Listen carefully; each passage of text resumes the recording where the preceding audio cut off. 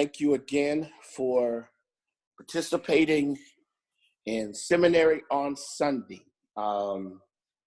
It's a unique concept, and we're grateful. And in this time of, and I'm going to pronounce it incorrectly on purpose, in this time of the pandemic, we are taking advantage of it to grow and to develop.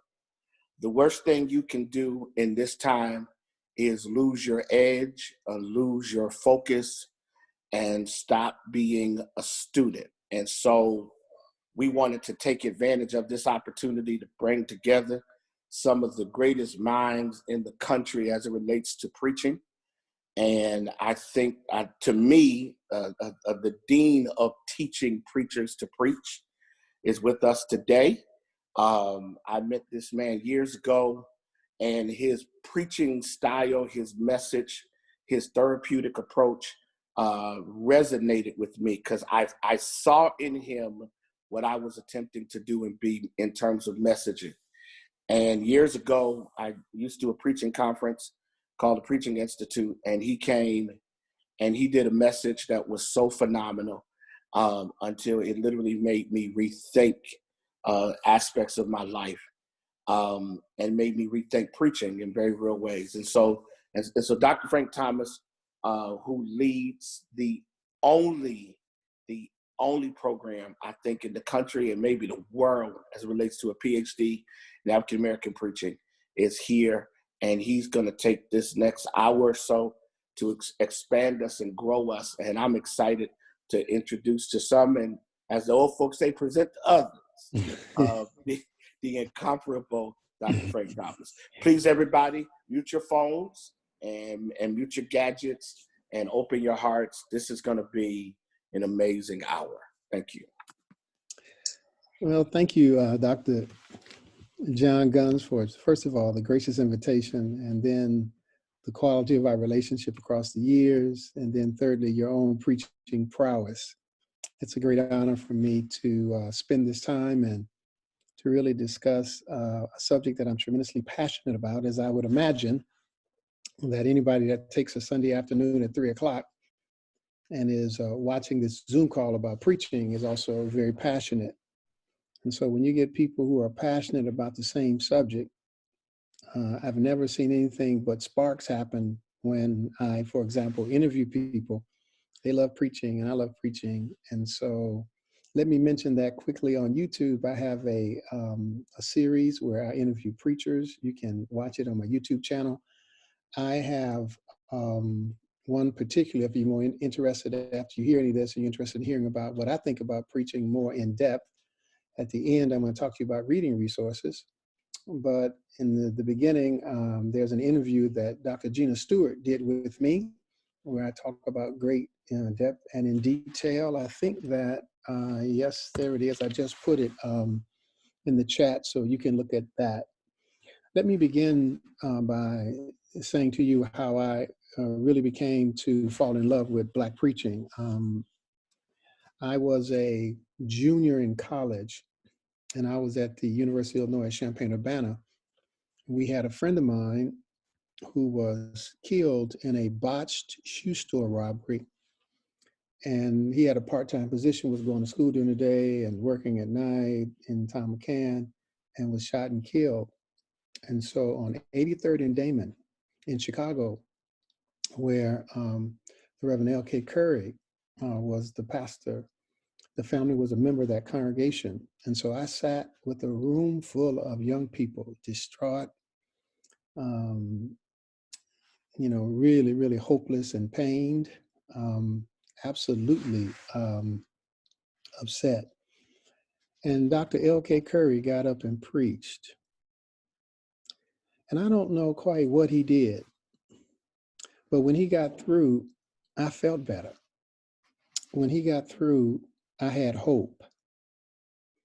So I began for the first time to pay tremendous attention to African American preaching, because I kept saying, how do you do that? How do you take a room full of people who are distraught at losing a friend, a brother, to a tragic death, and the room has hope when the preacher finished? Now, I know it's God. I know it's the power of the Word and the power of the Holy Spirit. But there's also something about a particular vessel and a particular instrument through whom God moves and God uses. So I had that question just sticking in me about this African American preaching.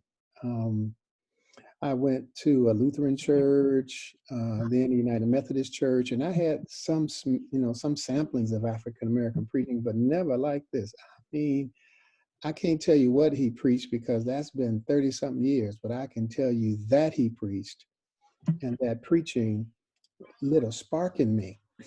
So to make a whole long story short, I ended up in seminary. I was in seminary. This would be ancient of days to many of y'all. I graduated seminary in 1981, and I began pastoring my first church in 1982. So in the seminary, they did not have a preaching class, an African American preaching class, and preaching was optional. You didn't have to take it if you didn't want to. So I really hadn't taken a preaching class, and here I am as a pastor preaching every Sunday. And I might add, to many of us, I may say that when I first started preaching, my leg would shake. And so I would take this right hand and hold my leg and then take this other hand. And I'd only have one hand for expression because my legs were shaking. So people say, I started preaching, I'm shaking like a leaf. Well, it's all of us. Don't look at the finished product. Don't look at me standing up there like I'm confident and I'm smooth right now. My beginnings are nervousness and still, nervous about it. So at any rate, I tried to get better as a preacher. I needed to get better. So I picked up a book by Henry H. Mitchell, called The Recovery of Preaching. I picked that book up and I read it, and I adopted his preaching style. It's called the celebrative preaching style. It just made sense to me. And so I began to practice this celebrative preaching style. So I've been preaching in this style for almost 36 years. It has been tremendously rewarding. In 1989, I did a DMin with Dr. Henry Mitchell, and I ended up writing my thesis on celebration, and my thesis became published as my first book called They Like to Never Quit Praising God, The Role of Celebration in Preaching. So for almost 36 years now, I've been preaching in this style. I've been experimenting with it. I've had some great victories. I've had some stinging defeats. But what I'm suggesting that if you want to get better in preaching, that we must practice the fundamentals. So I have a saying. I say that bad preaching is not a sickness unto death. Bad preaching can be fixed. When I hear bad preaching, what I experience is people are missing one or two, they're missing the fundamentals. What are the fundamentals? Well, let me give an example. If anybody's a musician, which I'm sure that we have some people here who are musicians, when you first start taking music lessons or learning to play an instrument, the first thing they teach you is what? Scales. You have to learn the scales. And I don't care how proficient you get in music. You can be the greatest pianist. You can be playing, with Kurt Carr, or you can be a classical pianist. What is certainly still sure is that you're still playing the scales. You're still in the fingering. There's some places you can't reach on the piano without the basic fundamentals. What I tell people is that preaching has fundamentals. And if you miss the fundamentals, your preaching suffers. So to get better, we have to keep practicing and practicing and practicing the fundamentals. The fundamentals of my style, I preach in a narrative form. There are different styles, different forms. Expository is real hot and real popular right now. I preach in a narrative form. And so preaching in a narrative form, I have some fundamentals that I teach. And there's 6 of them I want to share with you. They'll be very brief and they'll be very quick. The first fundamental of preaching for me in my narrative celebrated preaching style is, number one, you must know what you believe, what I call core belief. What is it that you most deeply believe about the character of God? What is the essence of God's character? Some people will say God is love.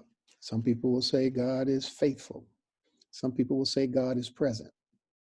But to find out for yourself what for you is the essence of God's character. I learned this in a very difficult time of trial and tribulation. I didn't learn this sitting around reflecting and writing in a very quiet room. I was in the middle of a major piece of church conflict. And the conflict was public. And people around the city, based upon it being in the news and on television, came to see what I was going to preach because basically several members of the church sued me and the church leadership. But, you know, don't worry about it. I'm the preacher on Sunday. So what am I going to preach? Well, I went through a series of thoughts about it. Well, number one, I can call my great friend John Guns to come and preach for me on Sunday, but that would be chickening out. Then I said, well, I can preach, ye whitewashed tombs, ye workers of iniquity. I can preach about them and against them. And then when they say, you preaching about us, you say, well, I'll just preach in the text. Well, you know, that's avoidance and that's mean-spirited. Plus, it doesn't help people. And then along about Thursday, I think it was God said to me, preach what you most deeply believe about my character. When you're in trouble, preach what you most deeply believe about the character of God. You know what I believe about God? That God is merciful and a compassionate God. I preached that, and they were waiting for a fight sermon. You know, I mean, it was crazy. You know, I got up and preached, our God is so full of compassion and mercy. I preached the gospel. So, but you only come to know that through trial and tribulation. What is it that you most deeply believe about the character of God? You have to preach what you most deeply believe about the character of God. Give you one quick example, and then I'll keep moving. So, you know, Fred Price, Dr. Fred Price was very popular through the 80s and the 90s. And whenever you turned on his broadcast, you were going to hear something about faith. The name of the broadcast was Ever Increasing Faith, because he believed that faith, that God was faithful, and that if you demonstrated faith, because that was his core belief. Let me get to number two. I call it universal human experience. I'm going to give you a workbook where I've outlined all this in that you can get it if it's really interesting to you. Number two is a universal human experience. When I say universal human experience, what I mean is I don't target sermons to boomers, Xers, millennials, you know, and all of that. What I do is preach universal human experience, which is guilt. I mean, everybody has an experience of guilt. So you got parents who are sitting out there who made some mistakes raising their children, they're guilty. You've got young adults who are in conflicted relationships, and some they messed up. Everybody, regardless of race, nation, place, or, you know, is going to preach guilt. Dr. Susan Smith, one of my friends from from Columbus, Ohio, did a sermon ages ago on guilt. And because she's a reader, she started the sermon with Dostoevsky's Crime and Punishment, where a person got completely away with the crime, but the guilt ate at him. The guilt ate him alive, so he confessed the crime. The text for the sermon was, and Judas hung himself. That was the text. And she preached, talked about Judas, talked about the guilt. So she moved from Crime and Punishment, you know, Dostoevsky, she moved to talk about Judas, the guilt. This has been 30 years, I remember it. You know, she talked about, you know, how guilt can get in and how guilt can get you to think that God won't even forgive you, so your life is worthless. So you may as well hang yourself. And this, y'all, is the title of the sermon. She called it "Cut Down the Noose." She said, in your life, there's guilt. And if you let it, it will ruin your life and run your life. And you'll do what Judas did. But cut down, the grace of God is that you can be forgiven. So you can be a PhD, you can be a no D, you can be, a millionaire, and you can be waiting for the check to come in the mailbox from the government. Guilt is human experience. So what I try to preach is universal human experience. So when I'm preaching, I got to worry about millennials and Xers and, the boomers, and I don't waste a lot of time with that. I preach universal human experience. Let me get to number 3, because I don't want to go too long. Number 3 is sense appeal or experiential preaching. You want people to experience your preaching. So when you stir senses, so let's take everybody knows the 23rd Psalm. How many images? The Lord is my shepherd. Shepherd is the first image. I shall not want. Maketh me to lie down in green pastures. Prepare us a table before me. You can see it.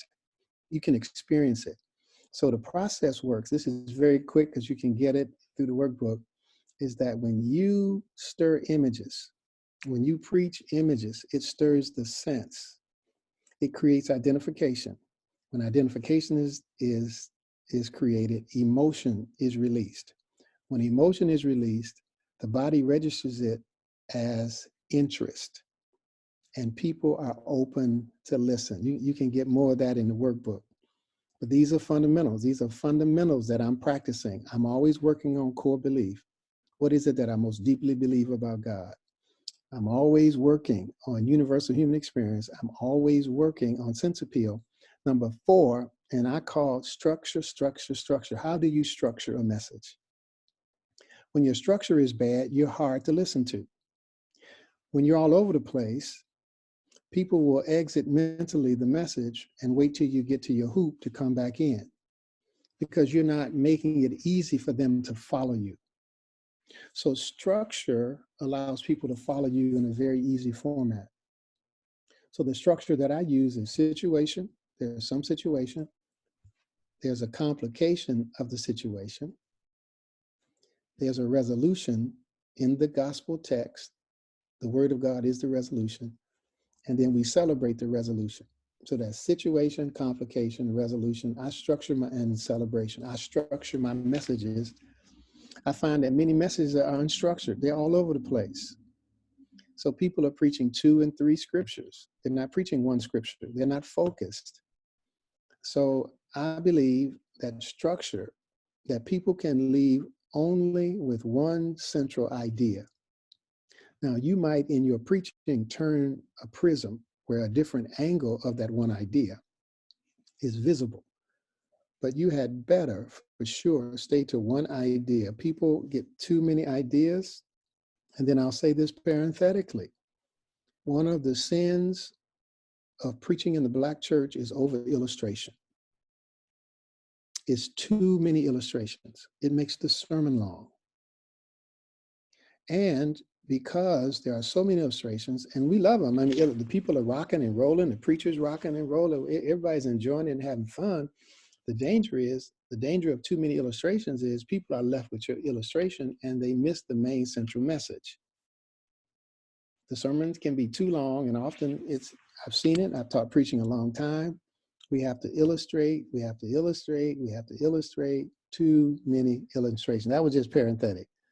Then I do something called a preaching worksheet. I have a worksheet that I go through. I ask myself some fundamental questions about, I do my research, I do my homework, I have my prayer, I do a bunch of just getting ready. And then I go to this worksheet and I answer these 6 questions. I won't go through them. It's in the workbook. I go through the 6 questions. I write out all the answers. And after I write all the answers, I know my structure. And then the last one I say is celebration. So Henry Mitchell and I developed some quote unquote rules of celebration. For example, you cannot celebrate what people do wrong. You can only celebrate what people do right or are getting ready to do right, or the change in their lives. Celebration also is around the great themes of the Bible: mercy, justice, love, truth, beauty, healing, grace, forgiveness. Great sermons are about the great themes of the Bible. I had an uncle once, when he found out I was a seminary graduate, he had graduated from Bible college. And since I was supposed to be a highfalutin seminary graduate, not that I acted that way, but anyway, he decided that he was going to give me a Bible question to see how much Bible knowledge I really knew. So he asked me this. He said, how many jewels are in Melchizedek's crown? And then stepped back with a fierce grin, like he never expected me to be able to answer that question. How many jewels are in Melchizedek's crown? Well, I didn't know that. And why is that relevant? With all of the big questions about mercy and justice and love and peace and forgiveness, that, we got to have a sermon that's big enough, that the idea is worthy enough. Now, how many, I guess you could take the number of crowns in Melchizedek, number of Jews in Melchizedek's crown and do something creative, but he just wanted to prove. And I'm like, is this a great theme of the Bible? Are we contending for the faith by knowing the number of Jews in Melchizedek's crown? So, my point being that you have to preach the great themes of the Bible. And, there's more of them. I won't go into all of them. I just wanted to say to you all that if you have a set of, what are your fundamentals of preaching? What's your preaching method? What's your fundamentals? Do you practice your fundamentals? That's just like scales. I can tell you what my fundamentals are, and I hope that you would like to pick those up. I'd be happy about that. Those are the fundamentals that I think about. So I'm always, I'm always looking at, okay, what's my core belief? I'm always looking at, where's the universal human experience? I'm always looking at, where's the sense appeal and images? I'm always looking at, how's your structure? I'm always looking at, get your preaching worksheet. Don't get up there and you haven't prepared and planned and worked through some stuff about what is this sermon really about, and then what's my celebration. All of that is planned, though God does tend to change. I just think God has more to work with when you file a flight plan and then change in midair versus leaving the air with no plan, trusting for God to help you to land. So I think that everyone should have a method, and I think that you should understand what the fundamentals of those methods are. And there are a lot of different methods out here. Expository preaching is a method. Samuel DeWitt Proctor has a method: thesis, antithesis, relevant question, and synthesis. There are various, Lisa Thompson in her book Ingenuity, for all the women preachers, and not just for women preachers, but everybody, find a method that works for you. What's your method? If you get an opportunity to hear Dr. Gina Stewart preach, and you get a chance to go to lunch with her, or afterwards, sometimes she meets with folks, or have an opportunity, then ask her, what is your method? How do you do what you do? Because there's a method behind what she's doing, and that helps to you improve. I'm not suggesting that some of the questions are not worthy that you might want to ask her, but one thing I'm sure going to ask anybody that I get a chance: tell me about your method. Tell me about how you prepare a sermon. Tell me some of the best times that you were preaching. Tell me when it didn't really go well, and how did you feel about it, and what happened? These are the questions of students of preaching, I know, are to be asking, because the goal is to grow in your preaching. That's the goal. So what's your method? And maybe you have a hybrid method, but this I can guarantee you: if you define a method, and it's a solid method with good fundamentals, and you practice those fundamentals, you will get better. As a matter of fact, some of the best preachers in the country, they make it look easy. Some of them stand up there with a little Bible about this size, and it looks like they're just doing it off the top of their head. No, they're not doing it off the top of their head. There's some deep and profound work, even maybe a manuscript in the back that they have committed to memory. And let me give you another tip. This is just, I remember the first time I heard Dr. Gardner and Calvin Taylor preach. I was a pastor in my first 2 years, and the seminary invited him. He came and preached. And I mean, he rocked the place. And then I compared my average Sunday morning sermon to what he was doing. And I wanted to quit preaching because the gap was so wide. What I didn't know is that wasn't his first time preaching that sermon. He had preached that sermon many times and had been able to refine it, to polish it, to work on it, to get it deeper and better. And my average Sunday morning sermon as a pastor is a first run. You know, I write it during the week and I get up and preach it. So I've learned that when you hear these polished sermons, to ask the deeper questions. Sometimes, Doc, tell me how long you've been working on that sermon? Because most preachers are preaching what we call road dogs. You know, most folks ain't preaching new material, not all the time, but most folks are not preaching new material. So anyway, that's from the fundamentals of preaching. What are your fundamentals of preaching? That's a central question that I would raise with you all if you're going to get better. And fundamentals last the test of time. Fundamentals work in the era of COVID, and they work when there is no COVID. Fundamentals work at a revival, and they also work on Sunday morning. Fundamentals work if you're the guest preacher. Fundamentals work if you're the pastor. Fundamentals work if you're young, if you're old, if you're male, if you're female, if you're black, you're white. The fundamentals will stand. Every musician plays scales. I don't care who they are and how high they rise or how humble their origins, they still playing scales. Likewise, what they don't tell us is preaching has fundamentals. Now, I want to make another point I want to suggest to you is that what I call the African American preaching tradition. There is a very sophisticated argument that is made in theological circles about the creation. The argument is this: did God create ex nihilo, out of nothing? Or did God create from matter? Was there matter and God shaped matter? So they go to the Genesis, and the Spirit of the Lord moved over the face of the deep, and there's this huge that God created out of nothing. Or did God create the world out of matter? I say to you that if you're on this line, you come out of a preaching tradition. And that preaching tradition is the matter. You do not create sermons ex nihilo. And I'm going to use in particular an African-American preacher, African-American preaching. If you grew up hearing African-American preaching and you start preaching, that you got matter. It's been passed on to you. What bothers me is when people get up and start thinking they're saying something new. So for example, Romans 8:28. Romans 8:28 has been preached for 2,000 years. For you to get up and say that you're saying something new means that you're not in touch with the tradition. It's probably been preached for 400 years in the African American church. So how can you get up and preach and you don't know the tradition or you don't know the matter? You don't create sermons ex nihilo.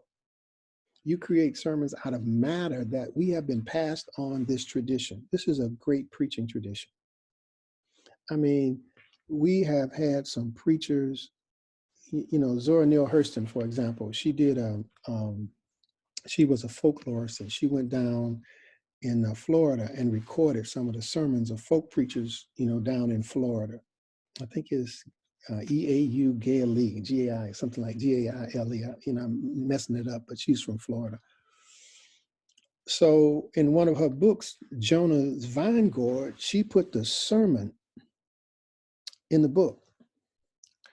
A New York Times, a white book reviewer reviewed that book and said about the sermon that it was impossible that one preacher could demonstrate this level of genius in poetry, that this had to be a mixture of preachers. She wrote back and said, it's one preacher. And I know hundreds of preachers who are reaching this level weekly with their sermons. This is what we come from. It bothers me that we don't know that we come from that, right? So let me give an example. I give you another example. I never heard of J.M. Gates. You need to Google J.M. Gates. Before Martin Luther King Jr., J.M. Gates was the biggest funeral in Atlanta. J.M. Gates in 1926 put sermons on 78 records. He brought he brought his deacon, his choir member with him, and they're doing call and response, and he preaches only like 3 minutes or something. And he was the precursor to C.L. Franklin. C.L. Franklin, we know, sold records and traveled. J.M. Gates, C.L. Franklin listened to J.M. Gates. This is part of our history. This is part of our tradition. And so to get up and be ignorant of the tradition. So if you're interested, there's a book called Preaching with Sacred Fire. It's hard to find now. It's out of print and it's expensive, but it's worth it because Martha Simmons and I chronicle 103 sermons from the Black church, and you'll find, I mean, powerful sermons of all styles. You'll find hoopers and non-hoopers. You'll find, you know, we span the gamut, male, female, of the preaching tradition. So just know this has been passed on to you, and it's our job to pass it on, to allow it to live by passing it on to the next generation. All right, so let me talk about some of the thoughts and feelings that I have. I've been talking for a straight half hour, so I'll talk 10 more minutes, and then we'll open up for some dialogue together.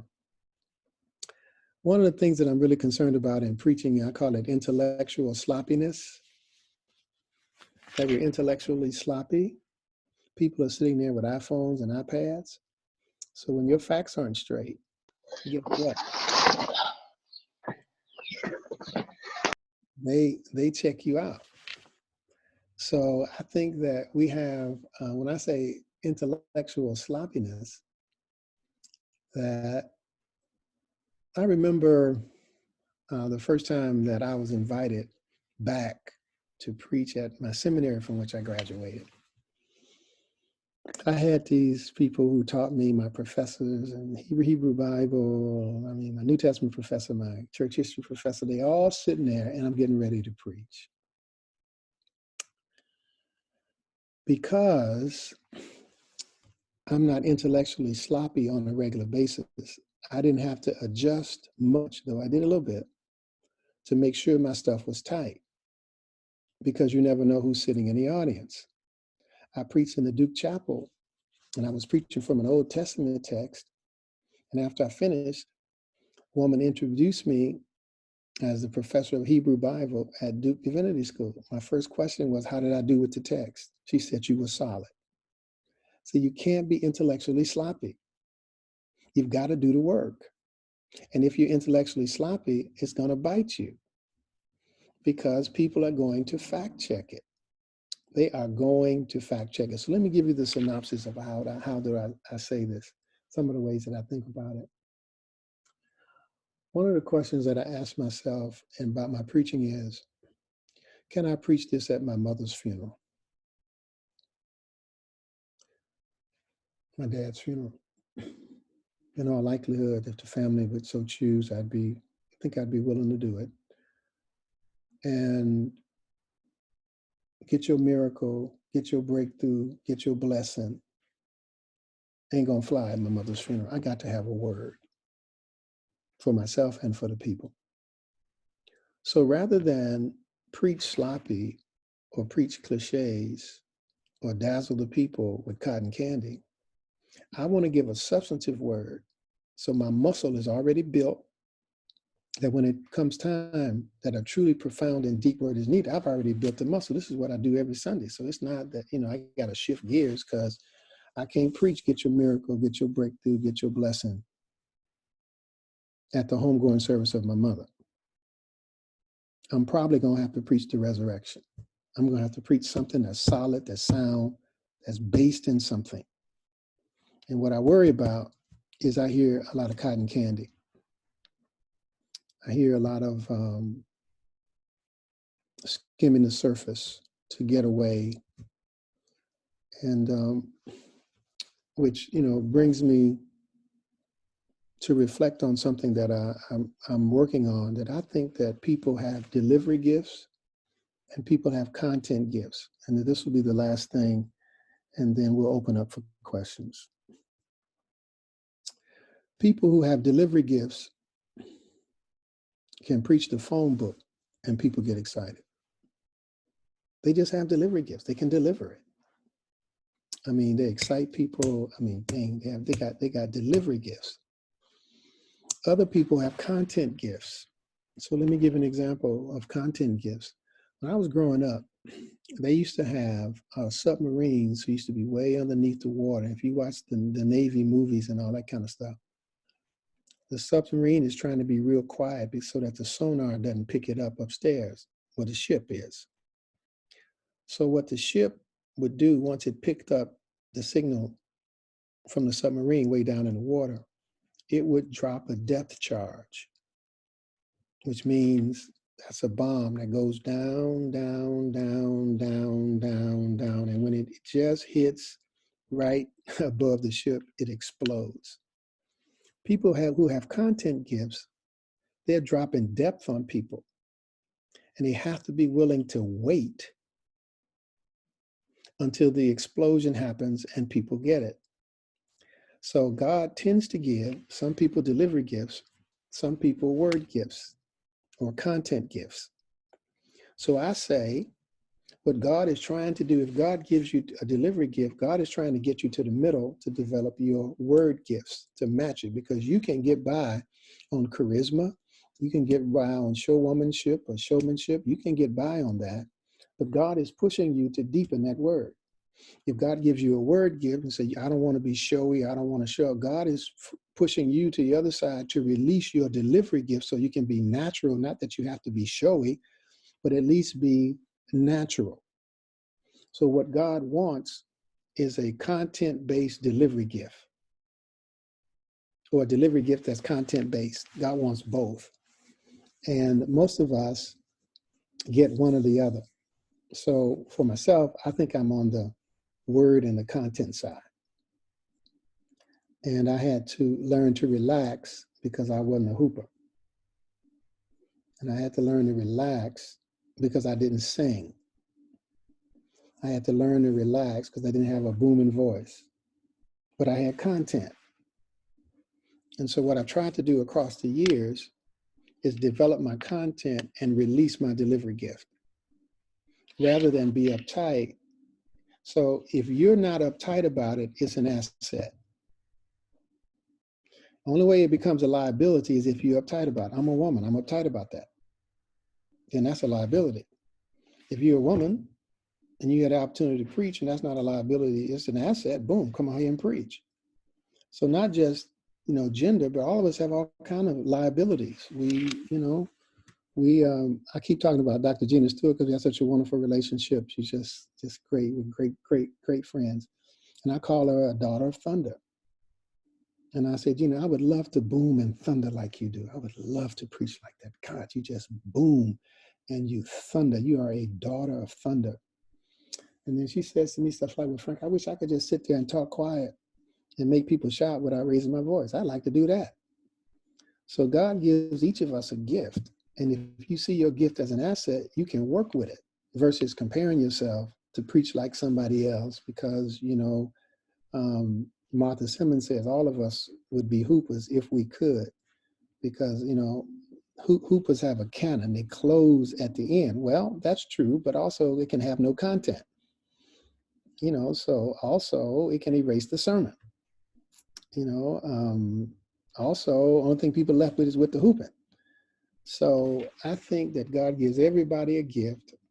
My goal is to stop talking at 3:40 or 3:39. I'm very close to stop talking. Is to give everybody a gift. And if you don't think your gift is a liability, it's an asset. So release your gift. All right, with that, I will stop. And if there are any questions that you would like to comment on, or you can put them in the chat. I think I'm looking at the chat. We've got notes in the chat. So maybe what I'll do while we're getting our questions typed is let me share the screen and let me go to this is the workbook that I was talking about the fundamentals of preaching in right here. You can order that on Amazon. Like I was talking about core belief, universal human experience, sense appeal, structure, situation, complication, all that stuff. As a part of this workbook, there are digital files that go with it. So which means my class lectures are in the back of the book. You get a download digital code, you download them, and you got all my lectures. You work through my lectures, you work through the workbook. It's kind of a, I say it's a $2,500 seminary course for $30 is what it is. And you can get that on Amazon. Since I'm in books, let me keep going while we're getting questions. I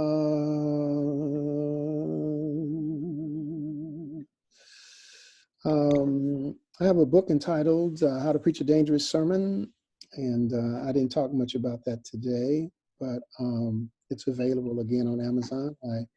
It's a fascinating and a wonderful piece of work.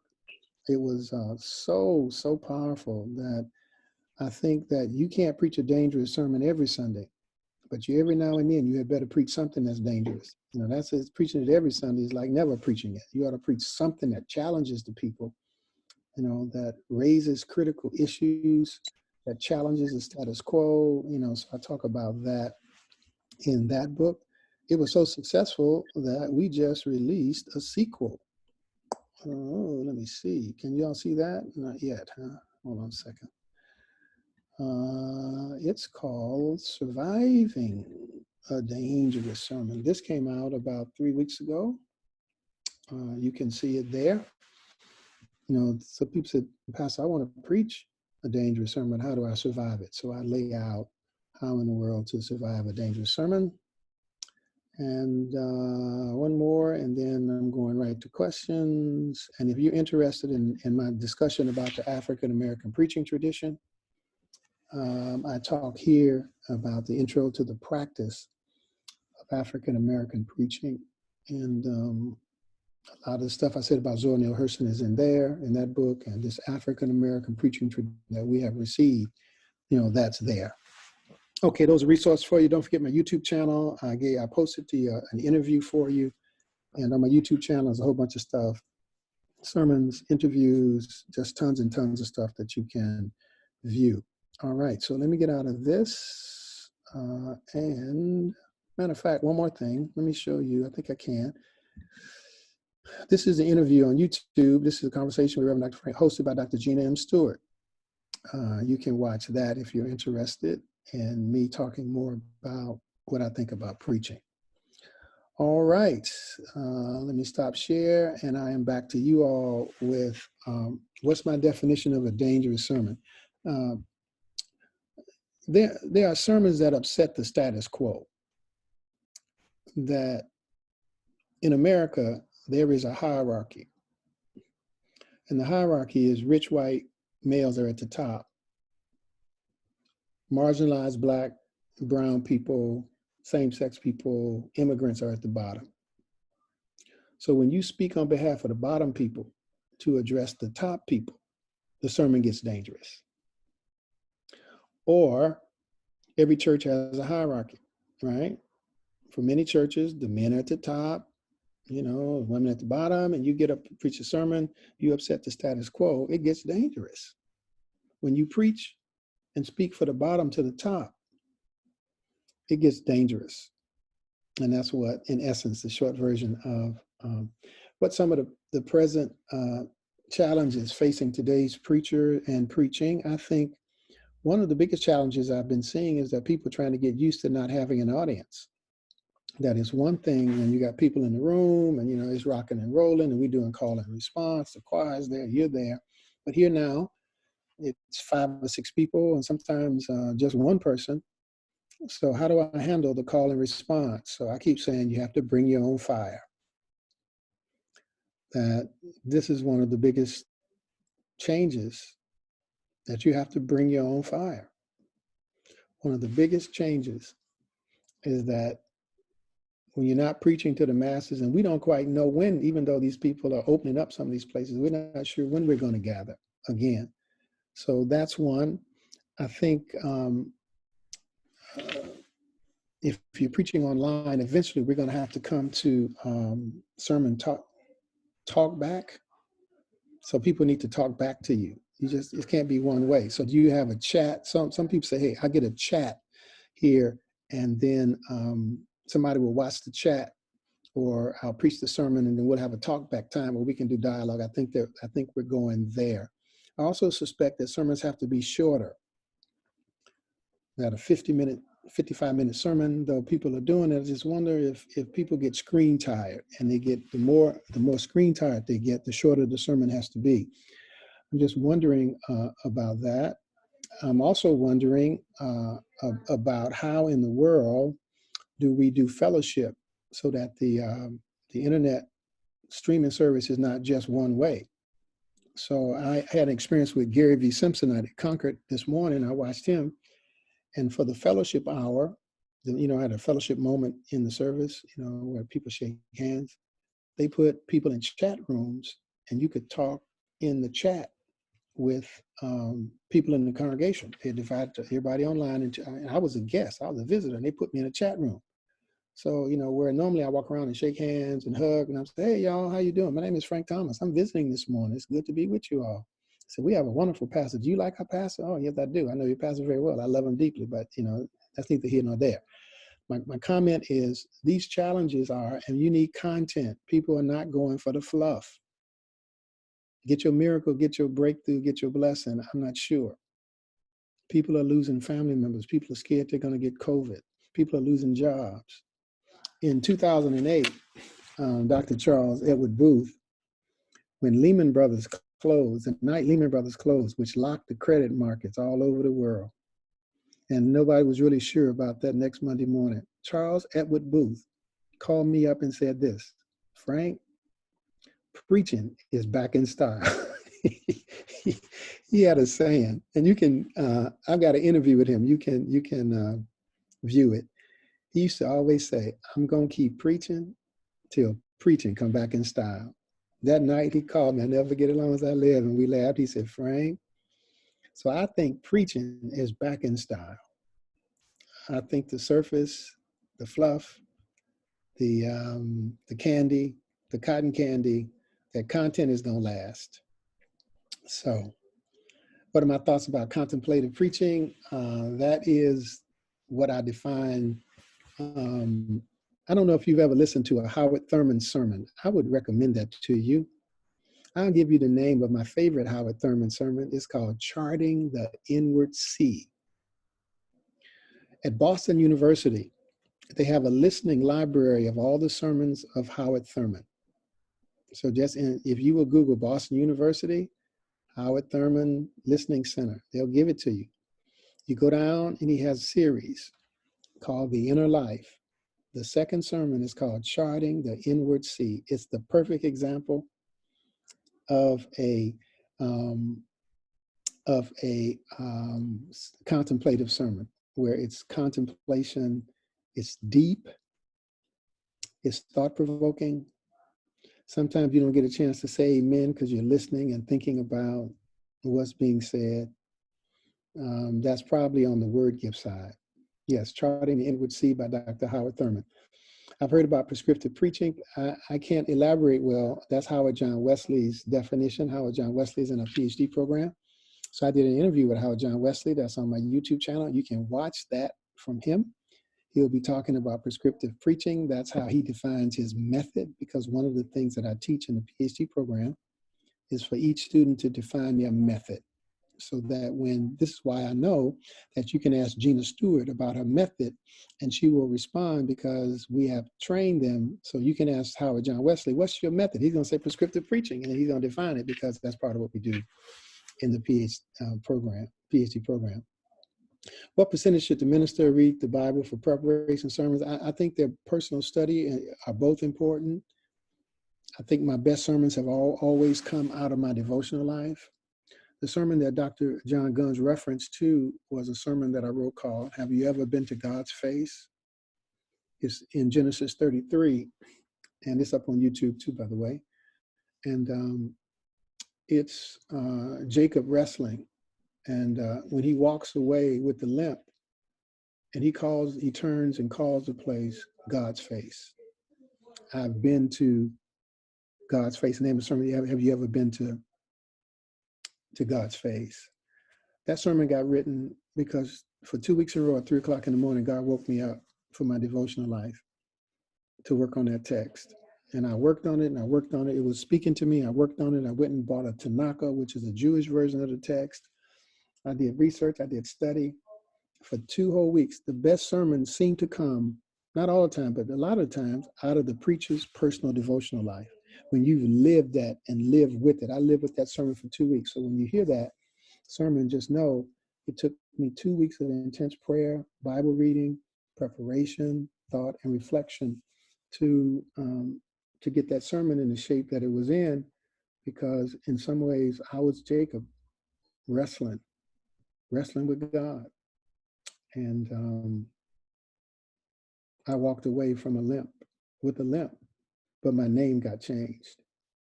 And I looked back at the place of my deepest pain and agony and called it God's face. So, yes.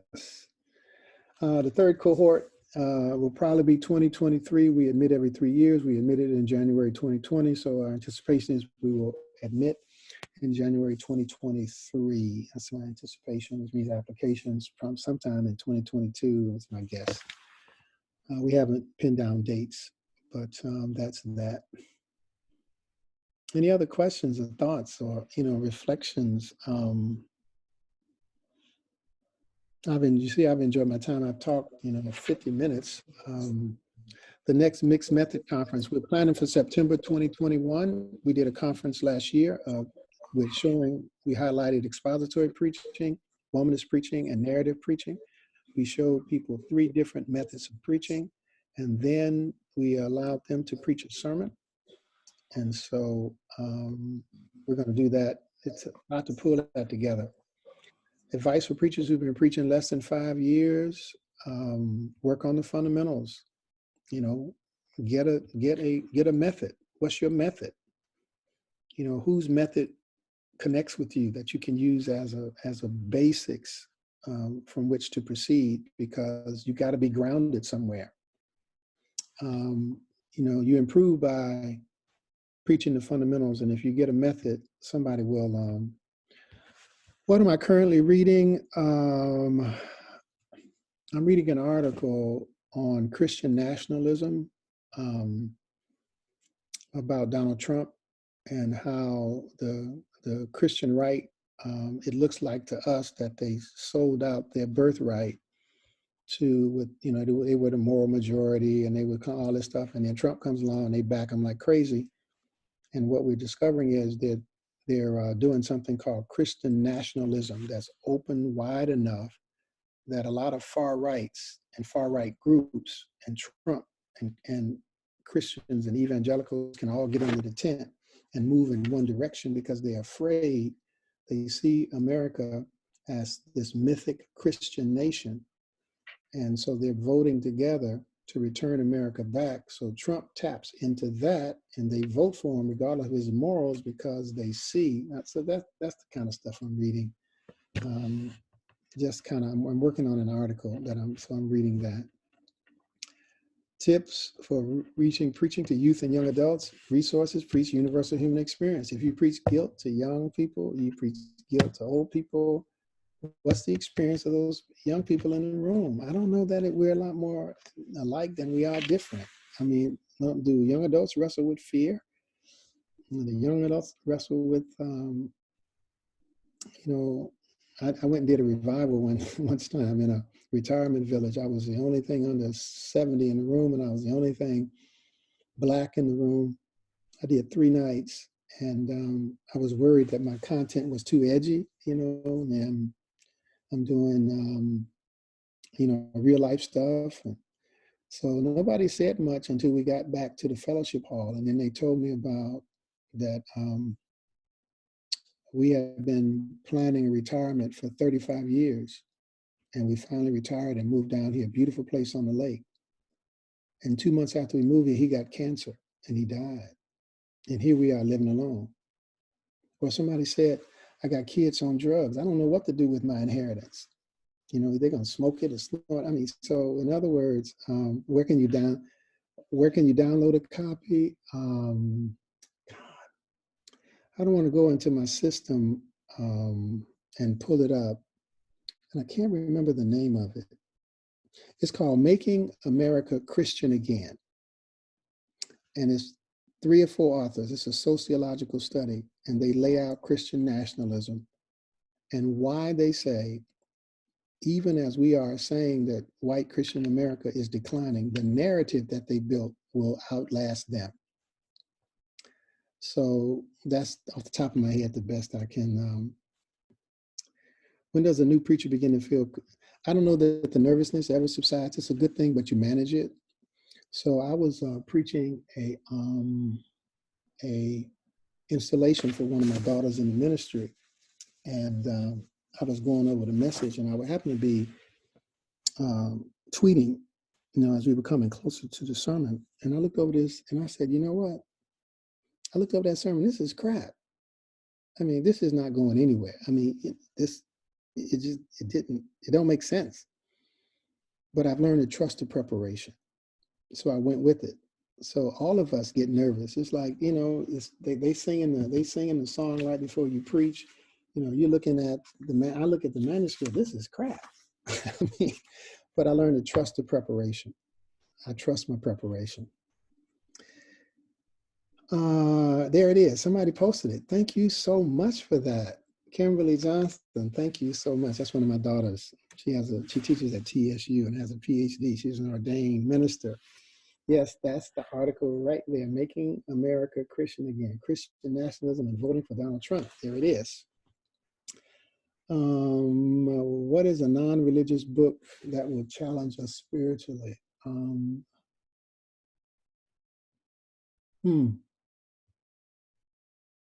Let Your Life Speak by Parker Palmer. It's a great book. Let Your Life Speak by Parker Palmer. I'm gonna take a sip of water.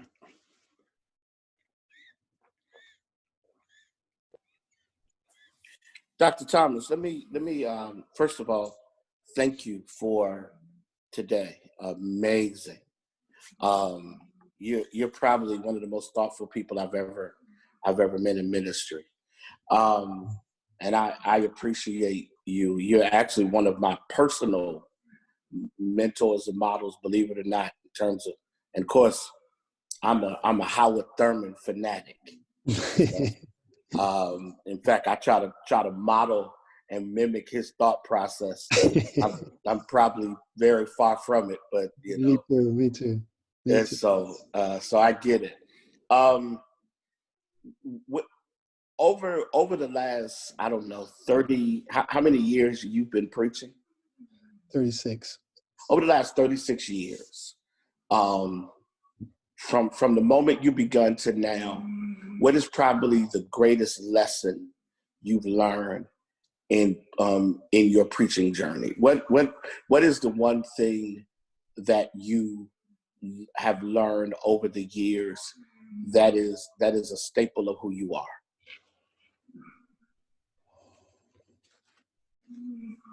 That no matter how good you get, you never get there. That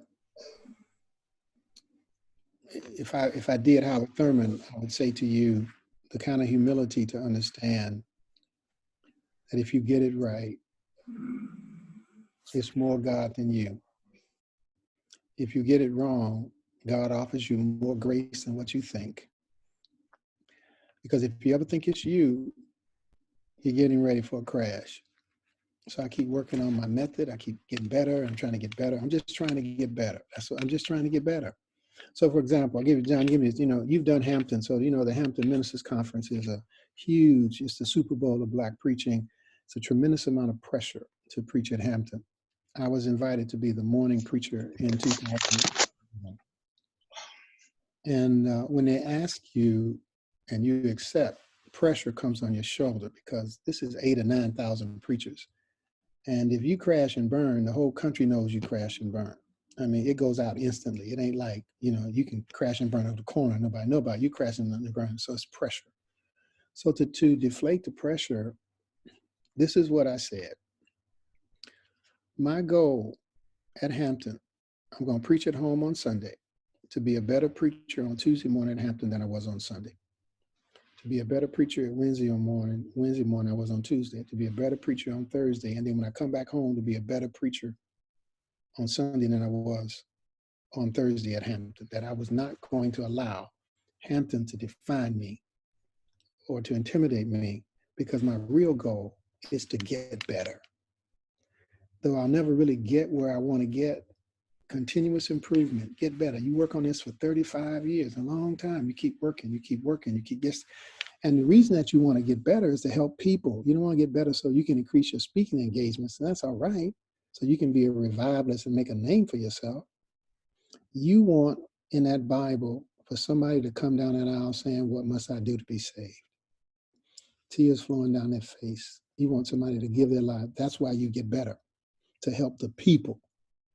It's not that you can exalt your own name and make a name for yourself and be known as a great preacher.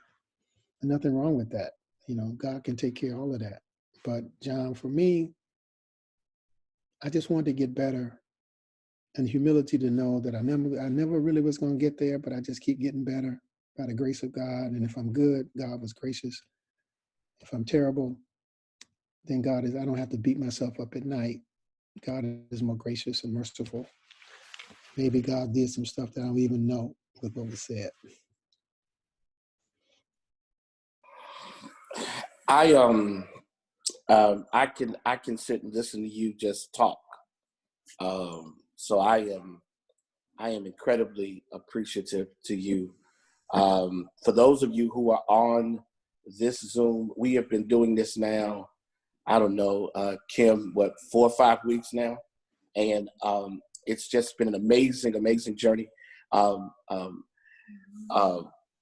We are always encouraging everyone to cash app our speakers, our presenters. Dr. Thomas does not have a cash app. And so here's how we're going to do today. This is where you got to trust me.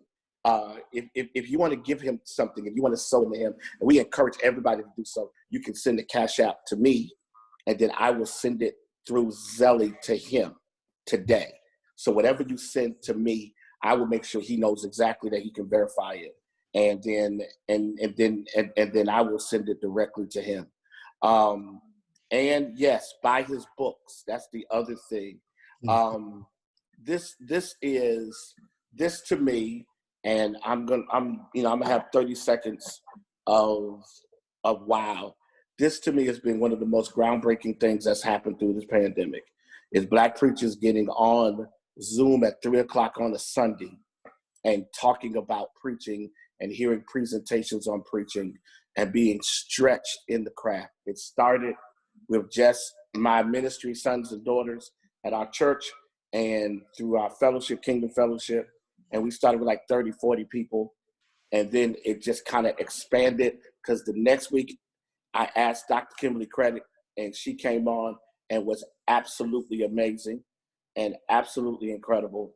And then it just kind of went from there. Dr. Jared Carter, and we've just kind of gone. Dr. Greg Howard, and now Dr. Frank Thomas. Next week is Bishop Rudolph McKissick. The following week is Dr. Gina Stewart. So thank you for the commercial. Thank you for the amazing commercial, Dr. Gina Stewart. And then following her would be Dr. William Curtis. And then the plan is to conclude with my brother, Dr. Jeffrey Guns, who will talk about maintaining preaching excellence over 40 years. And so you just hang in. Yes, it is Mother's Day, so go ahead and eat early or eat late, but be on, and others, and you're already sending Cash App. So please send it to me, and I absolutely promise you that I will be sending it directly to him as soon as we are finished. So I thank each and every one of you for getting on. Please, Doc, where can we find your books at? Where are Amazon. some of them? Amazon, hold on. Yeah, they're on Amazon. Okay. All right. So please. Okay, so please go to Amazon and look for Dr. Thomas's books. I'm going myself and look, and I have a lot of ministry sons and daughters. I'm going to encourage them now to go look for his stuff. Thank you all for taking time. This is a good hour and 10 minutes to spend in getting better, And I'll say this, the one thing that has happened for those of us who have to preach every week, and I had to preach today, for those of us who had to preach every week, here's the thing we're discovering. If you need an amen to preach, then you're not called to this. You must be called to impacting and empowering and transforming people for the greater good.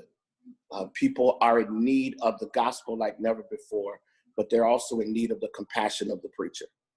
And so if the purity of the preacher's heart meets the message, then what will happen will be the empowerment of the hearer and a sense of I can face this and I can live in and through this.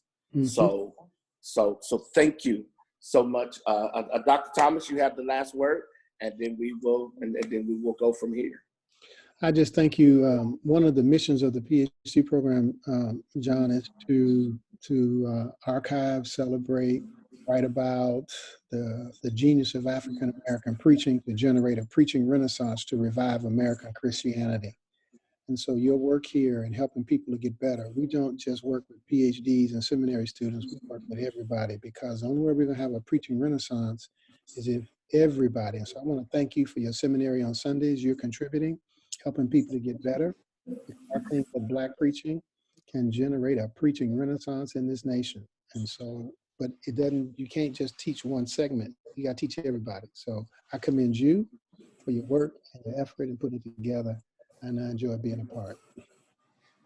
Well, you're one of the best there is, and we're honored. And thank you, all of you who are sending your Cash Apps, and we are receiving them. And the moment that we kind of see that that is kind of level off, we will send it to him. And so again, please, everyone, take a moment and send something.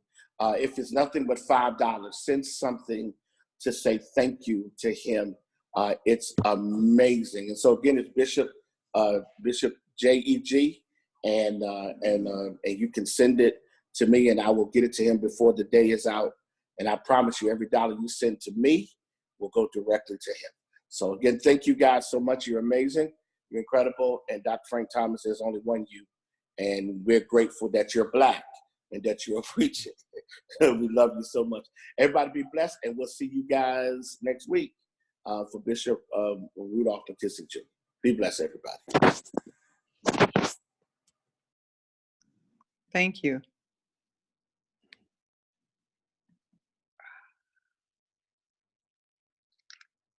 All right, go off.